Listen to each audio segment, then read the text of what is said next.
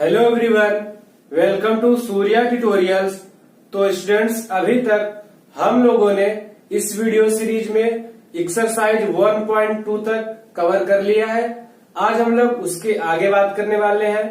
जो आपका next topic है वो है आपका रिविजिटिंग इरेशनल नंबर। देखिए, अगर आप इसको अच्छे से समझना चाहते हैं तो आपको कुछ चीजें पता होना चाहिए, जैसे प्राइम नंबर क्या होता है, को prime number, rational, irrational, composite number. इस तरीके के जितने भी बेसिक्स हैं वो मैंने कवर किया है पहले वीडियो में, आप जाके उसे देख सकते हैं। अभी फिलहाल के लिए मैं आपको बताता हूं प्राइम नंबर क्या होते हैं। ऐसे नंबर्स जिनके केवल दो ही फैक्टर होते हैं, नंबर इटसेल्फ और 1। उस तरीके के नंबर क्या होते हैं, आपके प्राइम नंबर होते हैं। एग्जाम्पल्स के लिए 2, 3, 5, ठीक, इस तरीके के नंबर क्या होते हैं, प्राइम नंबर। को प्राइम नंबर क्या होते हैं, ऐसे दो नंबर्स जिनका एचसीएफ 1 हो उसे हम क्या बोलते हैं, को प्राइम नंबर। ठीक, तो यहां से आप याद रखिएगा को प्राइम नंबर का एचसीएफ 1 होता है। रेशनल नंबर ये आप पढ़ चुके हैं, जिन्हें हम पी बाई क्यू के फॉर्म में रिप्रेजेंट कर सकते हैं। कुछ और भी कंडीशन होती है कि पी और क्यू इंटीजर होना चाहिए, क्यू कभी भी 0 नहीं होना चाहिए। ठीक, ये सारी कंडीशन है रेशनल के लिए।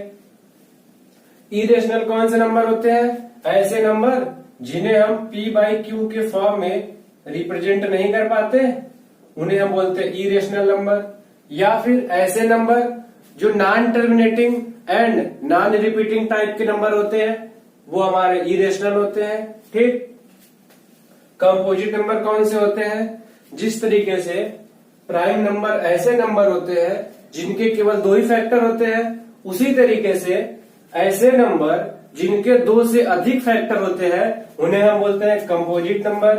एग्जाम्पल्स के लिए 4, 10, 12, इस तरीके के जितने भी नंबर होंगे वो सब कंपोजिट नंबर होंगे। ठीक, अब हम लोग देखते हैं कुछ और इम्पोर्टेंट रिलेशन जो आप क्लास 9th में पढ़ चुके हैं। सबसे पहला ये है कि अगर हम लोग रेशनल नंबर में इरेशनल नंबर को ऐड कर दें तो हमें जो रिजल्ट मिलेगा वो भी इरेशनल होगा।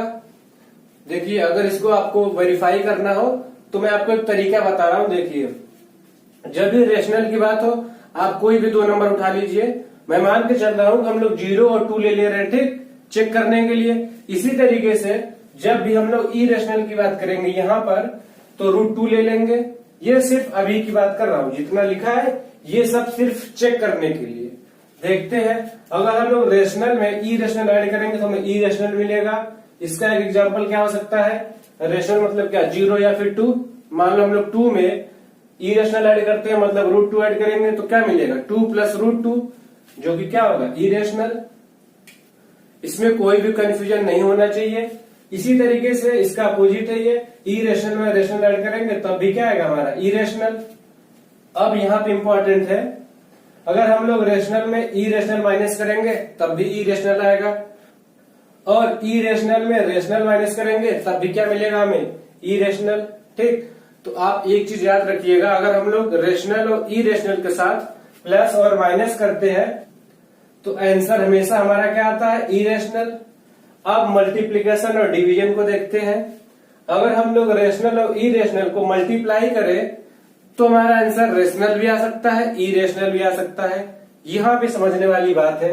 देखिए कैसे, अगर हम लोग रेशनल की जगह पे क्या ले लें, 0 ले लें, ठीक, फिर इंटू इरेशनल, इरेशनल में क्या है, √2 है, तो 0 में अगर हम लोग √2 की मल्टीप्लाई करेंगे तो क्या मिलेगा, 0 मिलेगा। 0 क्या है हमारा, ये हमारा रेशनल नंबर है। इसी को फिर से देखते हैं, अब क्या होगा, अब हम लोग 2 ले लेते हैं, रेशनल के प्लेस पे क्या लेते हैं, 2 ले लेंगे।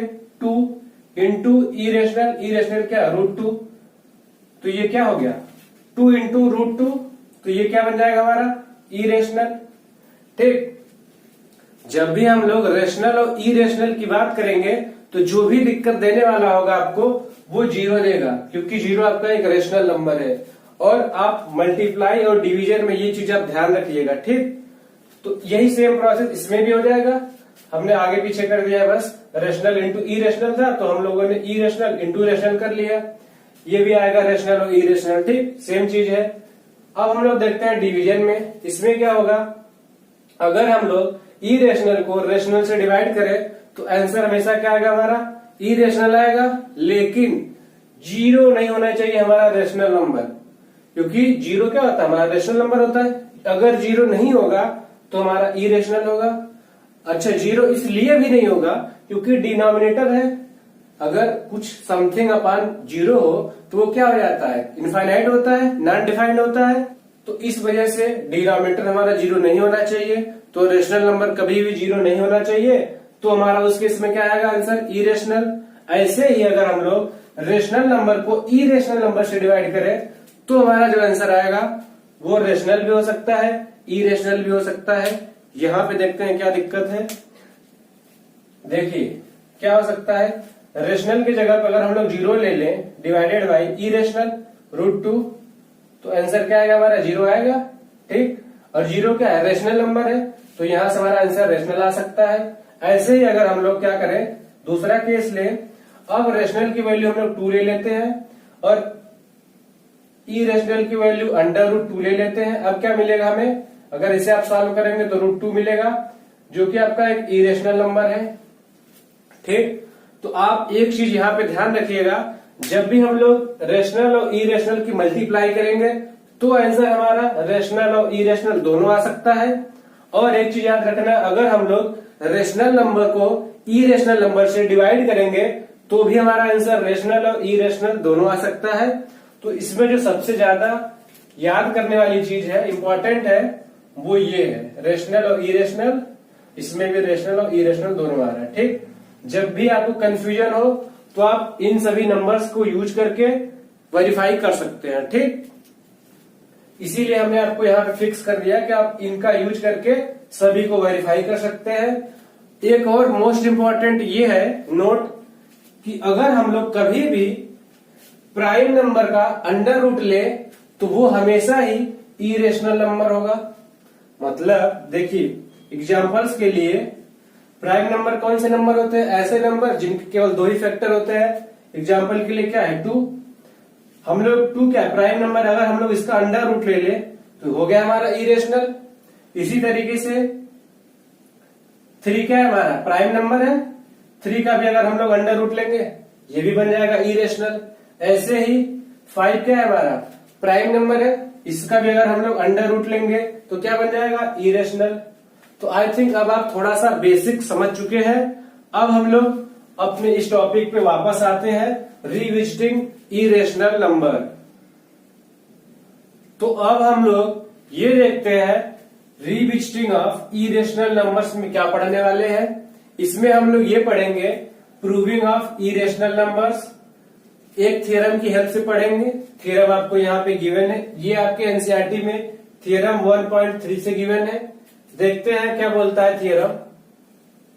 Late P be a prime number if P divides A square then P divides A also where A is a positive integer.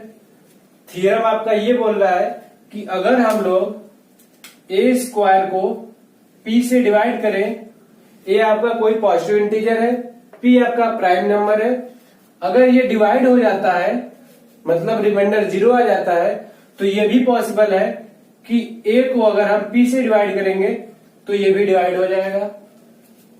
इसे हम और अच्छे से समझते हैं कुछ एग्जांपल्स के थ्रू। देखिए जैसे ये है, यहाँ पे A square divided by P है, P हमारा प्राइम नंबर होना चाहिए, प्राइम नंबर है, तो यहां से A की वैल्यू क्या हो जाएगी हमारी 9 और P की वैल्यू क्या हो जाएगी 3। तो हम ये बोल सकते हैं कि A स्क्वायर डिवाइडेड बाई 3 का मतलब क्या होगा 9 इंटू 9 डिवाइडेड बाई 3, इसकी वैल्यू कितनी आएगी 27। इसी तरीके से अगर ये पॉसिबल है, ये डिवाइड हो गया, अगर ये पॉसिबल है तो ये भी पॉसिबल है कि अगर हम लोग ये क्या था A स्क्वायर बाई P था तो A बाई P करेंगे तो ये भी डिवाइड हो जाएगा। A इक्वल टू क्या था 9, P इक्वल टू क्या है 3, तो A बाई P करेंगे तो ये भी डिवाइड होगा। देखिए कोसेंट अलग अलग आ रहा है, लेकिन दोनों केस में क्योंकि पूरा डिवाइड हो जा रहा है तो दोनों केस में रिमाइंडर सेम आ रहा है, दैट इज 0 आ रहा है। ठीक, यही सेम प्रोसेस इन दोनों में हो जाएगा। देखते हैं इसका क्या होगा। यहाँ पे A स्क्वायर बाई क्या है P है, 3 इंटू 3 डिवाइडेड बाई 3, ये डिवाइड हो जाएगा हमारा a स्क्वायर बाई 3 की बेसिस पे। ठीक, अब अगर ये डिवाइड होगा a स्क्वायर बाई p, तो a बाई p भी डिवाइड हो जाएगा। a की वैल्यू क्या है 3, p की वैल्यू क्या है 3, तो ये भी डिवाइड हो गया। यही सेम प्रोसेस इसमें भी होगा। 4 स्क्वायर मतलब 4 इंटू 4 डिवाइडेड बाई 2, तो ये डिवाइड हो जाएगा, क्या आएगा 8। यही सेम चीज, क्योंकि a स्क्वायर बाई p हुआ है तो a बाई p भी होगा, तो a की वैल्यू क्या है 4, p की वैल्यू क्या है 2, तो डिवाइड होकर क्या आएगा 2। तो आई होप अब आप ये समझ गए होंगे कि अगर a स्क्वायर को हम लोग p से डिवाइड करें, अगर वो डिवाइड होता है तो a भी p से डिवाइड हो जाएगा। अब हम लोग कुछ एग्जाम्पल्स देखते हैं। ये एग्जाम्पल आपके एनसीईआरटी में गिवन है। Prove that root 2 is irrational. इसे हमें ये प्रूव करना है कि रूट 2 एक इरेशनल नंबर है। हालांकि ये सब चीजें हम लोग पढ़ चुके हैं कि रेशनल नंबर और इरेशनल नंबर क्या होते हैं, लेकिन कभी भी हम लोगों ने उसे प्रूव नहीं किया है, तो आज हम लोग यही करने वाले हैं। अब इस तरीके के क्वेश्चन को अच्छे से समझने के लिए मैं आपको एक एग्जाम्पल बताता हूं। मान लीजिए कि दो दोस्त थे ए और बी। ए के ऊपर ये आरोप है, ये आरोप है मतलब इसने किया है कि नहीं ये नहीं पता। ए के ऊपर ये आरोप है कि इसने बी का मर्डर किया है। अब क्या होगा, ए जाएगा कोर्ट में। कोर्ट में जब जाएगा तो जज के सामने जज क्या बोलेगा, जज ये मान के चलेगा कि ए ने बी का ही मर्डर किया है, मतलब ए ने ही बी का मर्डर किया है। अब यहाँ पे ए को ये प्रूव करना पड़ेगा कि इसने मर्डर नहीं किया है। जब ये प्रूव कर पाएगा कि इसने मर्डर नहीं किया है तो ये छूट जाएगा, और अगर ये प्रूव नहीं कर पाता है कि इसने मर्डर नहीं किया है तो ये क्या होगा, ये जेल में चला जाएगा। यही सेम चीजें हम लोग यहाँ पे करने वाले हैं। क्या करेंगे हम लोग, पहले ये मान के चलेंगे, भले ही हमें ये प्रूव करना है कि रूट 2 एक इरेशनल नंबर है, इसके बावजूद भी हम लोग ये मान के चलेंगे कि रूट 2 हमारा एक रेशनल नंबर है। देखिए कैसे, हम लोग ये मान लेते हैं, let's assume root 2 is rational. हम ये मान लेते हैं कि रूट 2 हमारा क्या है, रेशनल है। अगर हम ये रेशनल है, अगर हम ये प्रूव नहीं कर पाए, इसका मतलब रूट 2 क्या है हमारा, इरेशनल हो जाएगा ऑटोमेटिक। जैसे इस केस में था कि ये आरोपी था, इसने किया है कि नहीं ये नहीं पता। अगर ये प्रूव कर देता कि इसने नहीं किया है तो ये छूट जाता, और अगर ये प्रूव नहीं कर पाता तो ना चाहते भी ये क्या होता, जेल में होता। वही सेम प्रोसेस यहाँ पे होगा। हम ये अज्यूम कर रहे हैं कि रूट 2 हमारा रेशनल है। अगर ये चीज हम प्रूव कर पाते हैं तो रेशनल होगा, अदरवाइज क्या होगा, इरेशनल हो जाएगा। अच्छा, ये जो प्रूविंग का मेथड होता है इसे हम बोलते हैं प्रूफ बाय कॉन्ट्राडिक्शन, क्योंकि यहाँ पे हम लोग कॉन्ट्राडिक्ट होंगे, फिर उसके बाद देखेंगे कि आंसर क्या है। अभी आप आगे समझ जाएंगे। यहाँ पे देखते हैं हम लोग, let's assume root 2 is a rational number. ठीक, हमने मान लिया। और अगर ये रेशनल नंबर है तो क्या होगा, रूट 2 हमारा p बाई क्यू के फॉर्म में होगा। और अगर रूट 2 हमारा p बाई क्यू के फॉर्म में होगा तो क्या होगा, p बाई क्यू में होने का मतलब क्या, रेशनल होगा। तो q हमारा 0 नहीं होना चाहिए। और क्या होगा, p एंड q दोनों क्या होने चाहिए, इंटीजर्स होने चाहिए। और साथ में क्या होना चाहिए, अच्छा p और q इंटीजर्स होना चाहिए। ठीक, और ये भी होना चाहिए p एंड q क्या होने चाहिए, हमारे को प्राइम नंबर होने चाहिए। को प्राइम नंबर मतलब ऐसे नंबर जिनका HCF 1 हो, मतलब ये कि HCF of p and q का क्या होगा, 1 होगा। देखिए ये को प्राइम होने का मतलब मैं समझाता हूं। देखिए जैसे एग्जांपल के लिए क्या है, 10/4, ये क्या है, ये एक रेशनल नंबर है, लेकिन ये ठीक नहीं लग रहा है। कारण क्या है इसका, क्योंकि ये सिंपलेस्ट फॉर्म में नहीं है। अभी भी ये डिवाइड हो सकता है, रेशनल तब भी रहेगा, अभी भी रहेगा, बस ये सिंपलेस्ट फॉर्म में नहीं है। सिंपलेस्ट फॉर्म में कन्वर्ट करेंगे तो क्या होगा, 5/2 हो जाएगा। ये 2 से डिवाइड होगा, ये भी 2 से डिवाइड होगा तो 5 मिलेगा, तो 5/2 हो गया। अब क्या होगा, 2 और 5 इन दोनों का अगर हम लोग HCF निकालेंगे, हाईएस्ट कॉमन फैक्टर, तो क्या मिलेगा, 1 मिलेगा। HCF ऑफ 2 एंड 5 क्या होगा, 1 होगा। तो इसका मतलब क्या हो गया, 2 एंड 5, 5 एंड 2 ये दोनों क्या है, को प्राइम नंबर है। तो रेशनल नंबर होने के लिए किसी भी नंबर को P बाई क्यू के फॉर्म में होना चाहिए, Q 0 नहीं होना चाहिए, P एंड Q इंटीजर होना चाहिए। यहां तक हम सब पढ़ चुके हैं। और एक इंपॉर्टेंट चीज ये भी है कि P एंड Q जो हमारा को प्राइम नंबर होना चाहिए, मतलब सिंपलेस्ट फॉर्म में होना चाहिए। तो अब हम क्वेश्चन को आगे देखते हैं। अब क्या होगा कि हम लोगों ने ये मान लिया, तो यहां से क्या मिल जाएगा हमें, √2Q इक्वल्स टू P, ये हमारा आ जाएगा इक्वेशन नंबर फर्स्ट। अब अगर हम लोग दोनों साइड का स्क्वायर कर दे, मतलब स्क्वायरिंग बोथ साइड, तो हमें क्या मिलेगा, यहां से मिल जाएगा 2, ये हो जाएगा Q स्क्वायर इक्वल्स टू क्या हो जाएगा, P स्क्वायर। अब क्या होगा, अगर हम लोग Q स्क्वायर इक्वल्स टू देखें तो क्या मिलेगा, P स्क्वायर डिवाइडेड बाई 2। ठीक, इसको ध्यान से देखते हैं। Q square equals to P square by 2। और अभी हम लोगों ने एक थ्योरम पढ़ा था कि अगर P स्क्वायर को, उसमें हम लोगों ने पढ़ा था कि अगर A स्क्वायर को P से डिवाइड करेंगे, डिवाइड हो जाएगा, तो A भी P से डिवाइड हो जाएगा। यही सेम प्रोसेस यहां पे होगा। If 2 divides P square, then 2 divides P also. अगर P स्क्वायर को 2 डिवाइड कर सकता है तो P को भी 2 डिवाइड कर सकता है। यही चीज हमने यहां पे लिख दिया। अब क्या होगा, अब हम लोग यहां पे ये मान सकते हैं कि P बाई 2, P स्क्वायर अगर 2 से डिवाइड होगा तो P भी 2 से डिवाइड होगा। मान लेते हैं कि अगर ये डिवाइड होने पे इसकी कुछ वैल्यू आएगी, लेट सपोज C आ जाएगा, हम ये मान रहे हैं लेट से। ठीक, ये हमारा क्या हो जाएगा, C हो जाएगा। तो यहां से हमें क्या मिल जाएगा, P इक्वल्स टू 2C हो जाएगा, इक्वेशन नंबर सेकेंड। यहां से P इक्वल्स टू क्या हो जाएगा, 2C हो जाएगा। ये हो गया हमारा इक्वेशन नंबर सेकेंड। अब क्या होगा, अब हम लोग इक्वेशन सेकेंड की वैल्यू इक्वेशन फर्स्ट में पुट करेंगे, मतलब ये putting equation second in equation first. क्या हो जाएगा, इक्वेशन फर्स्ट क्या है, √2Q equals to P, √2Q, Q हमारा Q ही रहेगा, equals to P equals to क्या है, 2C है, तो यहाँ पे क्या मिलेगा, 2C। अब अगर हम लोग इसका स्क्वायर कर दे दोनों साइड का, मतलब स्क्वायरिंग बोथ साइड, फिर से, तो अब क्या होगा, यहाँ पे मिलेगा 2Q स्क्वायर इक्वल्स टू, ये क्या हो जाएगा, 4C स्क्वायर हो जाएगा। यहां से हमें Q स्क्वायर इक्वल्स टू क्या मिलेगा, 2C स्क्वायर, ये 2 4 को कैंसिल कर देगा, तो हमें क्या मिलेगा, Q square equals to 2C square. तो यहां से हमें C स्क्वायर इक्वल्स टू क्या मिल जाएगा, Q स्क्वायर डिवाइडेड बाई 2। ठीक, अब फिर से वही बात आ गया, ये होगा हमारा इक्वेशन नंबर थर्ड हो जाएगा। अब क्या हम बोल सकते हैं कि 2 divides Q square, then 2 divides Q also, ये A को भी Q को भी डिवाइड करेगा। तो यहां से क्या होगा, अगर Q स्क्वायर 2 से डिवाइड हो सकता है तो Q भी 2 से डिवाइड हो सकता है। मान लीजिए कि डिवाइड होने के बाद कुछ वैल्यू आएगी, लेट सपोज वो D आ जाता है, तो अब क्या होगा, यहां से हम लोग Q की वैल्यू निकाल सकते हैं, क्या हो जाएगा, 2D। ये हो गया हमारा इक्वेशन नंबर 4।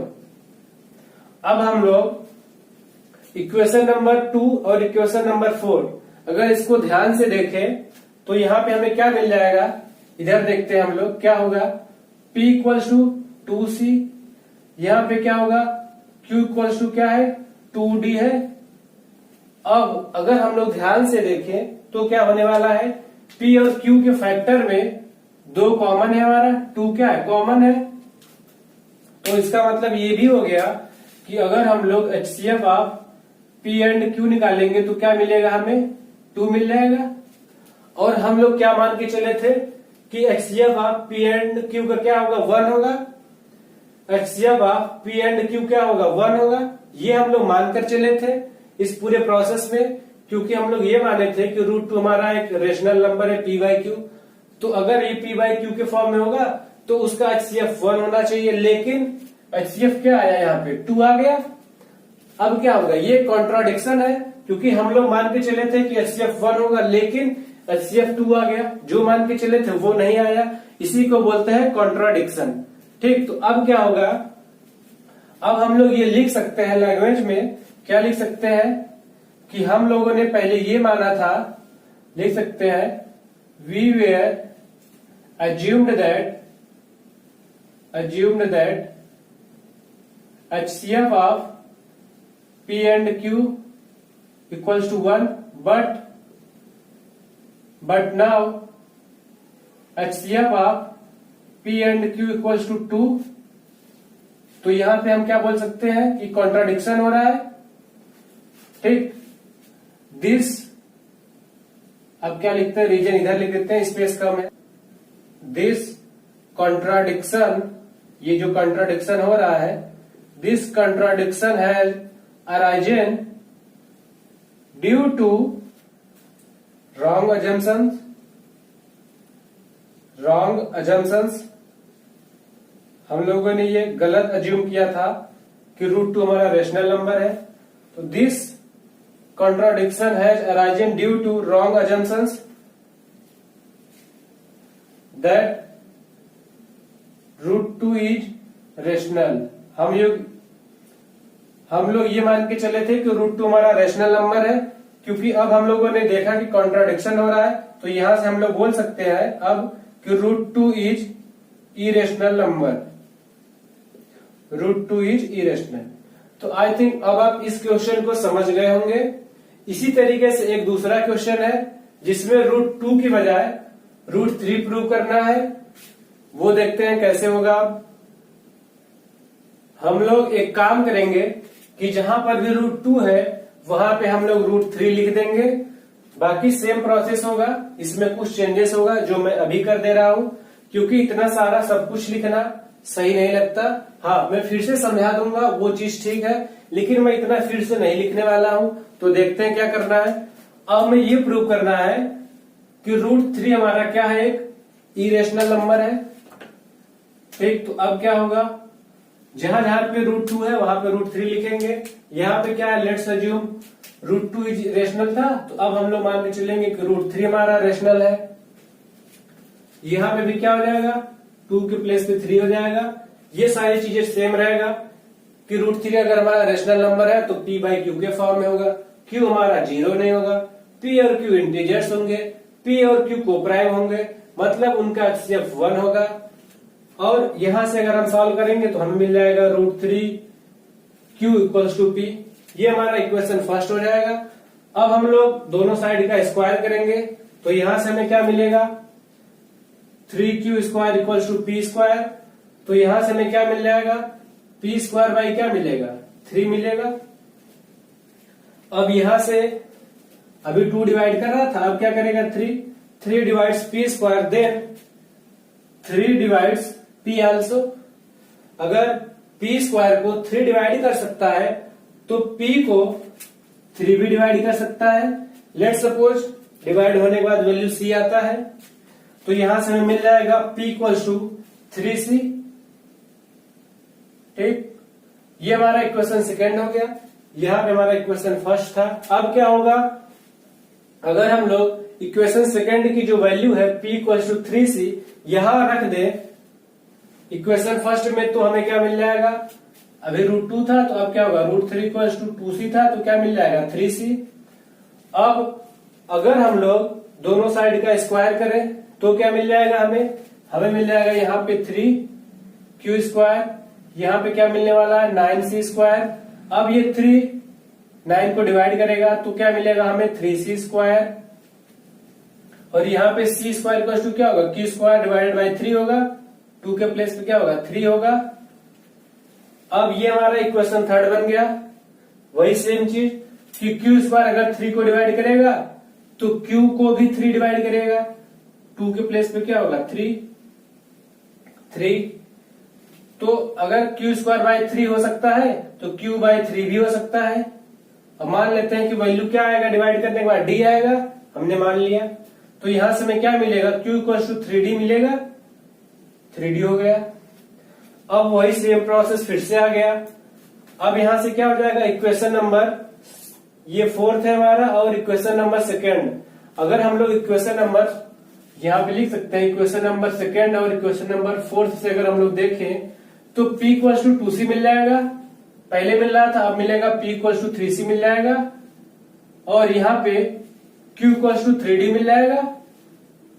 तो अब अगर हम लोग ध्यान से देखें तो P का प्राइम फैक्टराइजेशन क्या है, 3 इंटू सी, Q को क्या लिख सकते हैं, 3 इंटू डी। तो यहां से अगर हम लोग ध्यान से देखें तो हाईएस्ट कॉमन फैक्टर क्या है, दोनों में 3 है, तो यहां से हमें HCF मिल जाएगा 3। अब फिर से वही बात हो गया कि हम लोग पहले ये मान के चले थे कि P और Q का HCF 1 होगा, लेकिन अब सॉल्व करने पे P और Q का HCF 2 आया है। तो ये जो कॉन्ट्राडिक्शन हुआ है ये इस वजह से हुआ है क्योंकि हम लोगों ने स्टार्टिंग में रॉन्ग अजम्पशन लिया था, यही चीज यहाँ पे लिखा है। हम लोग ये मान के चले थे कि √2 हमारा रेशनल है, लेकिन क्योंकि ये हम लोग प्रूव नहीं कर पाए तो इस वजह से √2 हमारा क्या हो जाएगा, इरेशनल। तो आई थिंक अब आप दोनों क्वेश्चन को अच्छे से समझ गए होंगे। अब हम लोग नेक्स्ट एग्जांपल को देखते हैं। ये एग्जांपल आपके एनसीईआरटी में गिवन है, एग्जांपल नंबर 10 है, so that 5 minus √3 is irrational. जैसे अभी तक हम लोग सारे क्वेश्चन को सॉल्व कर रहे थे वैसे ही करेंगे। पहला काम क्या करेंगे, पहले हम लेट करेंगे कि 5 माइनस √3 इज रेशनल। ये हमारा एक रेशनल नंबर है, ये हम मान के चलेंगे। अगर हम ये मान के चलेंगे तो यहां से हमें क्या होगा कि 5 माइनस √3 इक्वल टू क्या हो जाएगा, P/Q, तभी तो होगा रेशनल। और अगर P/Q के फॉर्म में होगा तो Q कभी भी हमारा 0 नहीं होना चाहिए, P एंड Q हमारे इंटीजर्स होने चाहिए, और क्या होना चाहिए, और P एंड Q का अगर हम लोग HCF निकाले तो 1 आना चाहिए। मतलब P और Q क्या होने चाहिए हमारे, P एंड Q हमारे क्या होने चाहिए, को प्राइम होने चाहिए। ठीक, ये कुछ कंडीशन है। अगर कोई भी नंबर हमारा रेशनल नंबर होगा तो ये सारी चीजें होंगी।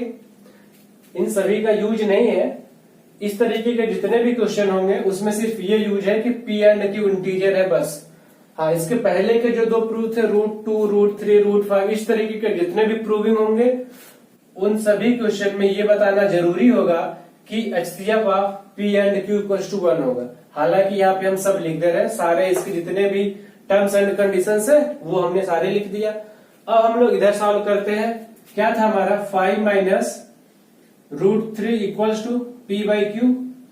ठीक, तो यहां से हमें क्या मिल जाएगा, यहां से हमें मिलेगा 5 माइनस P/Q। अगर इसको हम इस साइड ले आए तो क्या होगा, √3 साइड माइनस उस साइड जाएगा तो क्या होगा, प्लस होगा, तो √3।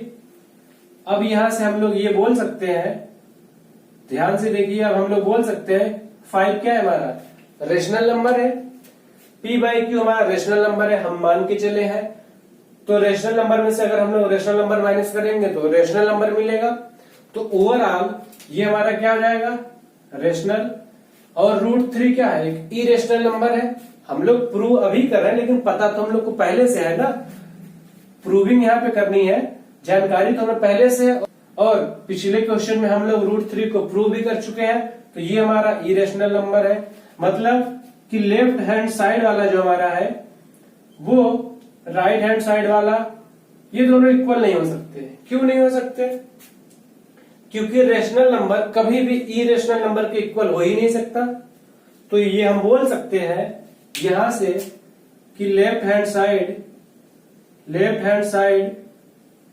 Is rational but right hand side is irrational.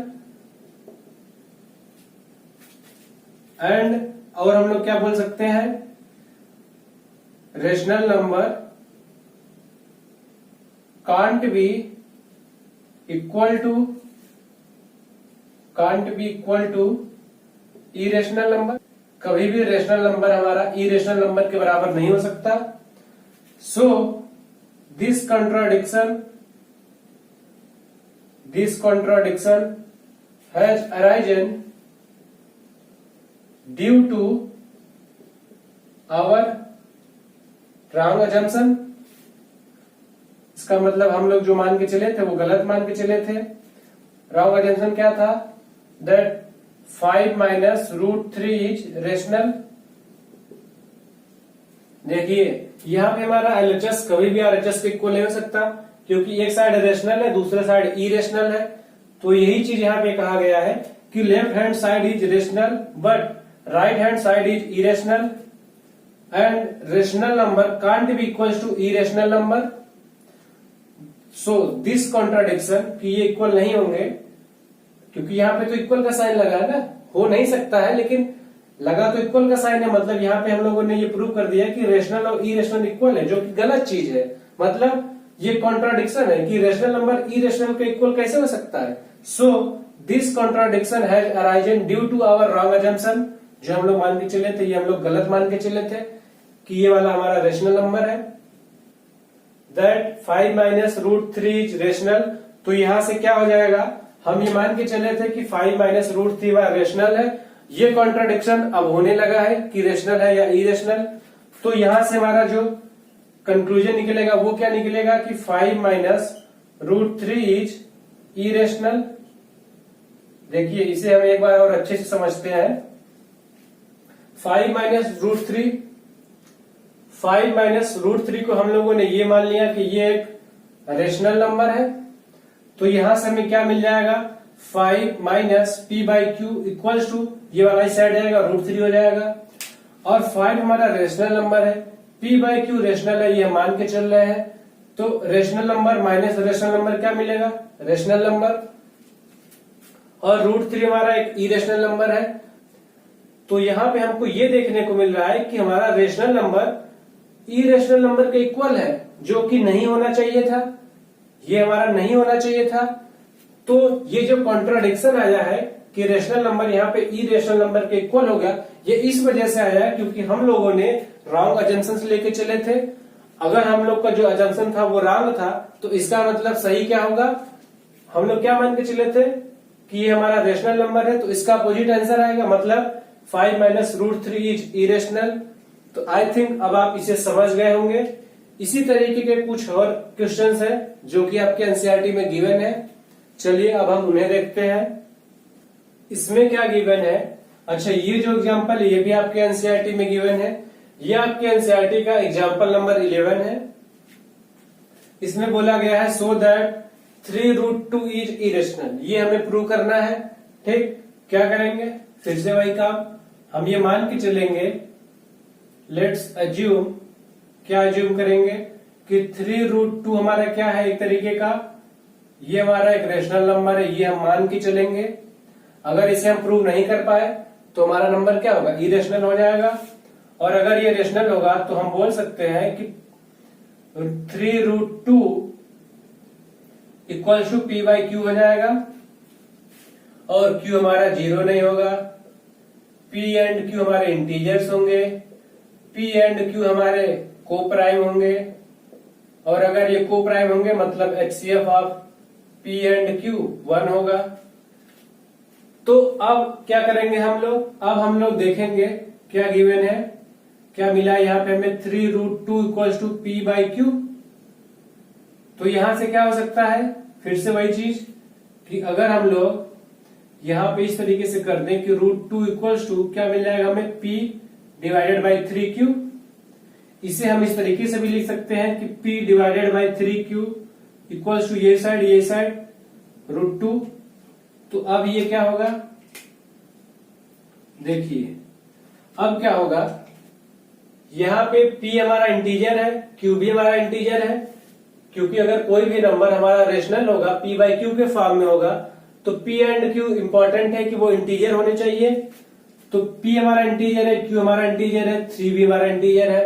तो ये ओवरऑल नंबर क्या हो जाएगा, हम इंटीजर के साथ मल्टीप्लाई डिवाइड कर रहे हैं, तो यहाँ पे क्या मिलेगा, ये हमारा रेशनल नंबर हो जाएगा।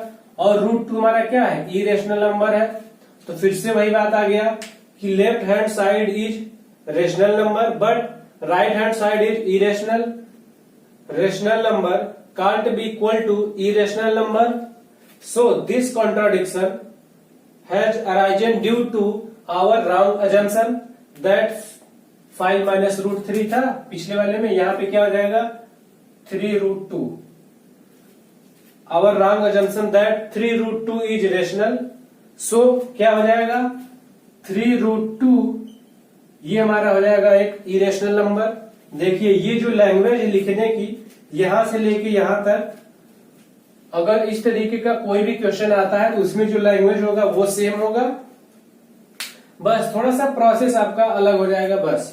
ठीक, तो सबसे पहले क्वेश्चन में हम लोगों ने क्या देखा, √2 हमारा इरेशनल है। फिर हम लोगों ने देखा √3 हमारा इरेशनल है। उसमें क्या था, हम लोग थोड़ा लॉन्ग प्रोसेस से करते थे, आई थिंक वो लॉन्ग हो जाता था, लेकिन ये सभी क्वेश्चंस 2-3 स्टेप के बाद ये पता चल जा रहा है कि हमारा ये रेशनल है, ये इरेशनल है, और यहाँ पे इक्वल टू का साइन है, जो कि नहीं होना चाहिए, क्योंकि कभी भी रेशनल नंबर इरेशनल नंबर के इक्वल नहीं होता है। तो यहाँ पे क्या हो जाएगा, ये क्या है, एक तरीके का कॉन्ट्राडिक्शन है, और ये कॉन्ट्राडिक्शन इसलिए हुआ क्योंकि हम लोग पहले गलत मान के चले थे कि ये हमारा रेशनल है, और इसे हम प्रूव नहीं कर पाए, तो हमारा जो नंबर है वो इरेशनल हो गया। और अगर यहीं पे हम प्रूव कर पाते कि लेफ्ट हैंड साइड और राइट हैंड साइड इक्वल है, सच में इक्वल है, तो ये नंबर क्या होता है, हमारा रेशनल बन जाता। लेकिन क्योंकि हम जो मान के चले थे उसे हम प्रूव नहीं कर पाए, इस वजह से ये क्या होगा, हमारा इरेशनल हो गया। तो आई थिंक अब आप इरेशनलिटी को प्रूव करना सीख चुके हैं। अगर आपको ये वीडियो पसंद आता है तो आप ज्यादा से ज्यादा लोगों को शेयर करिए, लाइक करिए, सब्सक्राइब करिए, और अगर आपको किसी भी लेक्चर का कोई भी पीडीएफ चाहिए तो डिस्क्रिप्शन में आपको लिंक गिवन है, आप वहां से जाके डाउनलोड कर सकते हैं। मिलते हैं अगले वीडियो में। Thank you so much.